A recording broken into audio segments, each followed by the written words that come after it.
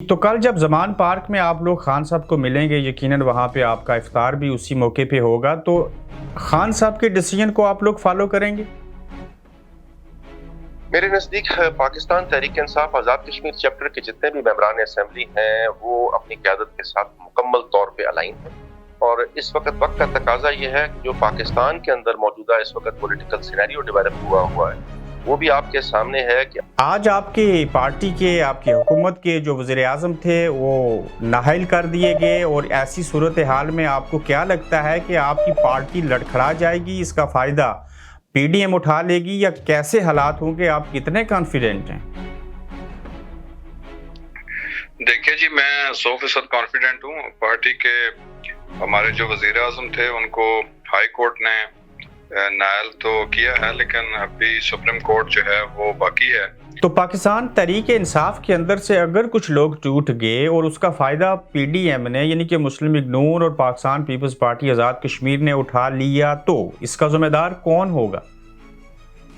देखिए, ज़िम्मेदारी का तयन हम क्या कह सकते हैं, ये तो अपने ईमान की बात है कि किसका ईमान मजबूत और किसका कमज़ोर है। तो इस्लामाबाद के अंदर आप और आधा दर्जन से ज़ायद जो पीटीआई के ही लोग हैं एक मखसूस कबीले से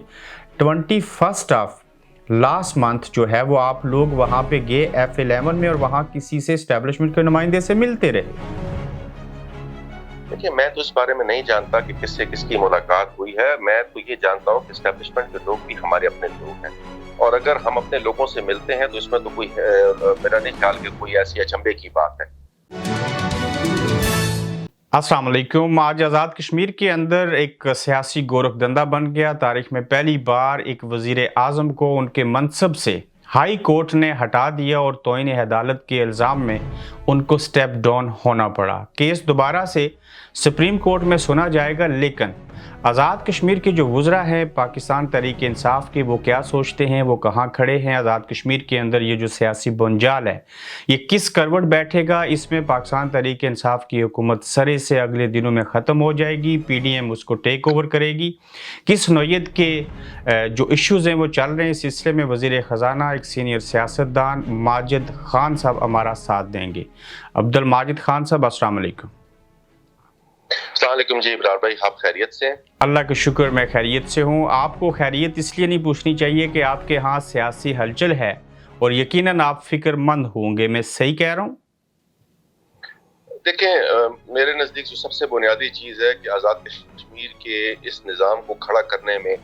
हमारे आबा व अजदाद ने बड़ी कुर्बानियाँ दी। अगर ये सिलसिला देखें तो सरदार इब्राहिम से शुरू होता है, KH खुर्शीद साहब, मेरे दादा सरदार कयूम खान साहब, सिकंदर हयात साहब, और फिर बहुत से जय्यद लोग इस सिलसिले का हिस्सा बने। ऐसे और ये इस सिलसिले को शायद हम संभाल नहीं सके, और इसका जो सियासी नुकसान है वो अपनी जगह पर ज़रूर है, और इसके जो मज़बरात हमारे सामने आएंगे वो भी अब किसी से ढके छुपे नहीं हैं। आपके दादा आज़ाद कश्मीर की असेंबली के पहले वज़ीर आज़म गुजरे, आप तीसरी चौथी मरतबा इक़्तिदार देख रहे हैं। एक वज़ीर आज़म को हाई कोर्ट की जानिब से तौहीन अदालत के इक़दाम में फ़ारिग कर देना, क्या सोचते हैं आप सियासतदान आज़ाद कश्मीर के? देखिए, मैं हमेशा इस बात का कायल हूँ कि हमें अपने इंस्टीट्यूशंस को एहतराम की निगाह से देखना चाहिए, और जब जिस कॉन्स्टिट्यूशन के तहत हम अपनी वर्किंग करते हैं, उस कॉन्स्टिट्यूशन के अंदर हर इदारे की अपनी एक जगह है और उसका एक एहतराम है। हाई कोर्ट का भी अपना एक एहतराम है और सुप्रीम कोर्ट का भी अपना एक एहतराम है। मैं समझता हूँ कि कुछ चीज़ें जो नहीं होनी चाहिए थी वक्त से पहले शायद वो हो गई, उसके नुकसानात का आज हमें सामना करना पड़ रहा है। जिस वक्त ये कंटेम्प्ट की प्रोसीडिंग स्टार्ट हुई तो सुबह क्योंकि वज़ीर आज़म साहब वहाँ तशरीफ ले गए थे और उन्होंने जाके अनकंडीशनल अपॉलजी भी टेंडर की अपनी तरफ से, और उसमें क्योंकि हाई कोर्ट के ऑनरेबल जजेस की तरफ से एक 10 सवालनामा भी पेश किया गया और कुछ उनकी क्लिप्स भी चलाई गई, लेकिन उन्होंने कहा कि मैं अनकंडीशनल अपॉलजी करता हूँ, और उसके बाद इसको क्लोज कर दिया गया और बताया गया कि 1:30 बजे आप तशरीफ ले आए और आपके सामने आपका फैसला सुनाया जाएगा। इस दौरान क्योंकि सुप्रीम कोर्ट का भी एक टाइम था, हम सुप्रीम कोर्ट की तरफ गए तो उन्होंने कहा कि अभी हम अपनी प्रोसीडिंग्स आपकी नहीं सुनते, क्योंकि पहले high court honourable high court का फैसला आ जाए तो फिर हम उसके बाद, तो फिर सुप्रीम कोर्ट ने 2:30 बजे का टाइम मुकर्रर किया। हम 1:30 बजे दोबारा गए तो ऑनरेबल हाई कोर्ट के सारे मोअज़्ज़ज़ जज साहबान वहाँ तशरीफ फरमा थे, तो उन्होंने एक डिसीजन वहाँ पर तनवीर इलियास साहब की मौजूदगी में सुनाया कि हम आपको स्टेप डाउन करते हैं, till rising of the court आपको पनिश करते हैं, اور آپ کو ہم ڈسکوالیفائی کرتے ہیں. ٹھیک, تو اگر میں معذرت آپ کو انٹرپٹ کر رہا ہوں کہ سپریم کورٹ پھر یہی فیصلہ مینٹین رکھتی ہے ہائی کورٹ کا, یہ وزیر اعظم نہیں رہتے تنویر الیاس صاحب, تو کیا ماجد خان صاحب پاکستان تحریک انصاف کے آپ لوگ اس پوزیشن میں ہیں کہ دوبارہ سے جو قائد ایوان ہوگا وہ آپ ہی کی پارٹی میں سے آئے گا؟ ابرار بھائی, پاکستان تحریک انصاف کے پاس ایک ایبسولوٹ میجورٹی ہے آزاد کشمیر کی پارلیمان کے اندر, اور میں نہیں سمجھتا کہ ان چیزوں سے کوئی فرق پڑے گا.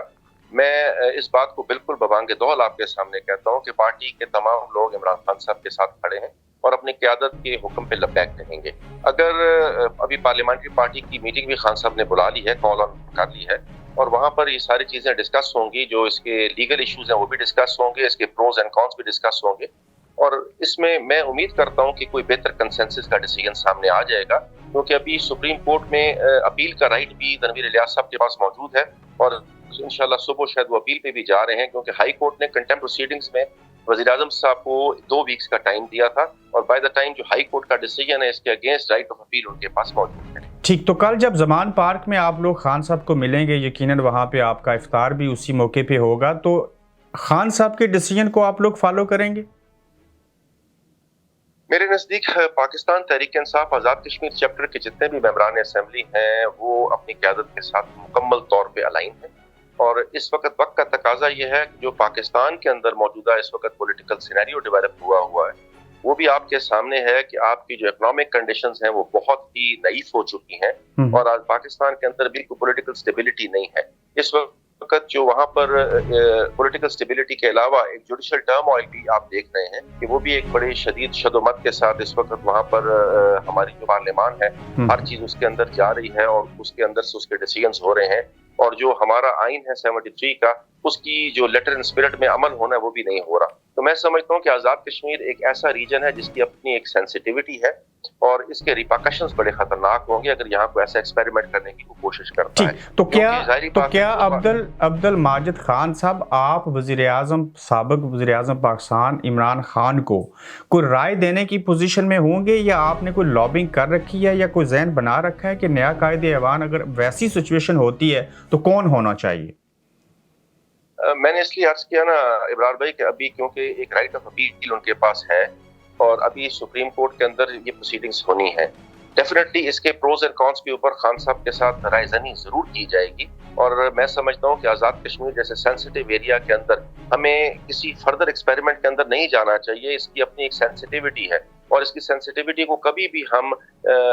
رگیت نہیں سکتے, کیونکہ ہمارا جو دشمن ہے جو لائن آف کنٹرول کو اس طرف بیٹھا ہے وہ اس کا بینیفٹ لینے کی ہر ممکن کوشش کرے گا. اور میں یہ سمجھتا ہوں کہ ہمارے جتنے بھی قومی سلامتی کے ذمہ دار ادارے ہیں وہ بھی آزاد کشمیر کی اس سینسٹیو پوزیشن سے بہت اچھے سے واقف ہے, اور آزاد کشمیر کے اندر ہم ایک سٹیبلٹی ہمیں چاہیے تاکہ جو ہمارے اس طرف ایک تحریک چل رہی ہے, کیونکہ یہ آزادی کا بیس کیمپ ہے,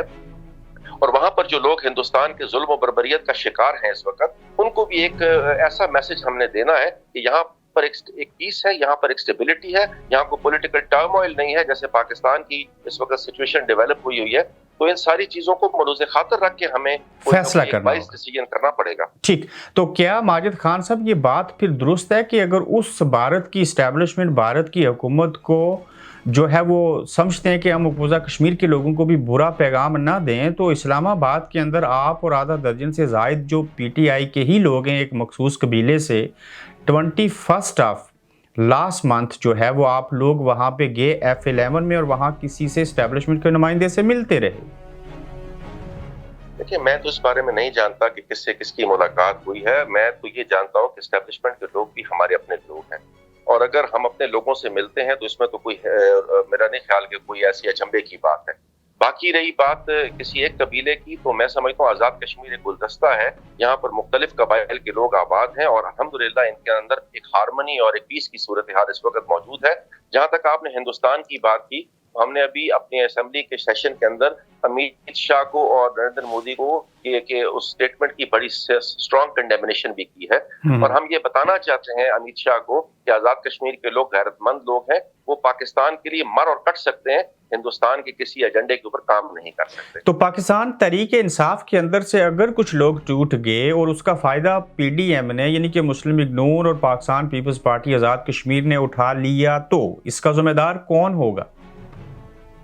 دیکھیں، ذمہ داری کا تعین ہم کیا کہہ سکتے ہیں، یہ تو اپنے اپنے ایمان کی بات ہے کہ کس کا ایمان مضبوط اور کس کا کمزور ہے، لیکن میں نہیں سمجھتا کہ کوئی ایسی صورتحال ہے۔ پاکستان تحریک انصاف کے جتنے بھی ریفیوجیز کے ممبران اسمبلی ہیں یا آزاد کشمیر کے اندر سے ممبران اسمبلی ہیں، اس وقت وہ میرا خیال میں جہاں تک میری دانش اور عقل کام کر رہی ہے کہ وہ اپنی پارٹی قیادت کے ساتھ بالکل الائن ہیں اور مکمل طور پر کھڑے ہیں، اور میں سمجھتا ہوں کہ یہ جتنے بھی ادارے ہیں یہ سب ہمارے ادارے ہیں، ہمارے لوگ ہیں، اور اس وقت آزاد کشمیر کی اس سینسیٹیو صورتحال میں اگر ہمیں کہیں سے کوئی سپورٹ ملتی ہے ان کی تو اس میں کوئی بری بات نہیں ہے۔ میں سمجھتا ہوں کہ یہ ایک اچھائی کا پہلو ہے۔